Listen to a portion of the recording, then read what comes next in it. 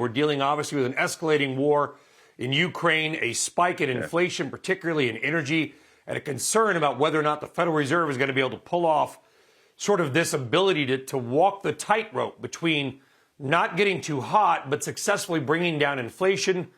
What are you advising your clients to do with their equities right now? Well, let me just say the Fed has made it very clear that they reserve the right to make any more aggressive moves than they initially led us to believe, call it 6 months ago as we started to get closer and closer to this. But also to your point, the recent spike in energy prices, 7% or so, has made it much tougher to make that call and to actually go as aggressive, maybe a half a point like everybody had been predicting for March. So it's definitely going to make this March 15 meeting much more pivotal than what we probably thought it was going to be, and also maybe more eventful than we actually thought it would be. But more to your question, I think moments like this are actually very indicative of why we actually encourage clients to rebalance on pre-planned days and also to dollar cost average on specific days of the week, irrespective of what's happening in the markets, because it's just way too tough to predict what's going to happen tomorrow's news headline if the last 4 trading days or so have taught us anything. Yeah, well said. I mean, listen, we can interview, quote, experts all day long on war, ex-admiral, ex-general. Nobody knows exactly what is going to happen. Perhaps it's got to play out. History will be the judge when it is all over. But if you loved stocks, not you, but if people loved stocks a few months ago, prices have come down 20, 40, in some cases more than 50%. And if interest rates can rise only marginally, doesn't that mean that if the world turns out okay, there may be some opportunities here?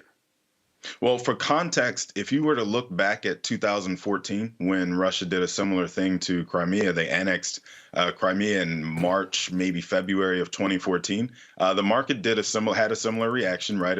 If you were to look at an Econ 101 textbook, it would tell us that because a war has broken out among 2 superpowers, that means that stock prices will be down broadly. People will search for safe haven assets such as treasuries, and commodity prices will spike, especially oil, which is precisely what's happening right now. And so you just look at what happened coming out of that in 2014. By the July 4th Independence Day holiday, the S&P bounced about 6% from where it initially fell in reaction to the annexation of Crimea. And so obviously we can't look at that and say that's exactly what's going to happen this time. But more to your point, we can say that being in the market is definitely the better place to be versus out and watching and waiting and, trying to find the perfect time to say this is the bottom, because to the point you just made, none of us knows. Yeah, history will tell us, but we'll be looking in the rearview mirror. Leave us with some ideas here. We've got some stock stories coming up. We're going to talk about Russia. One of the names is Amex. They're making a move there. But more importantly, here we know that Americans, they are out shopping. They are out spending. Is why you like a name like an American Express? Well, quite frankly, we were encouraged by Amex because last month, they reported strong fourth quarter earnings, especially to your point, because we hit record-breaking credit card spending in 2021. But frankly, the financial sector has not looked like it's going to fare very well in the short term, simply because of all of the sanctions working their way through the system that we currently didn't have the expectation of, call it 2 weeks ago before this thing escalated to where it is.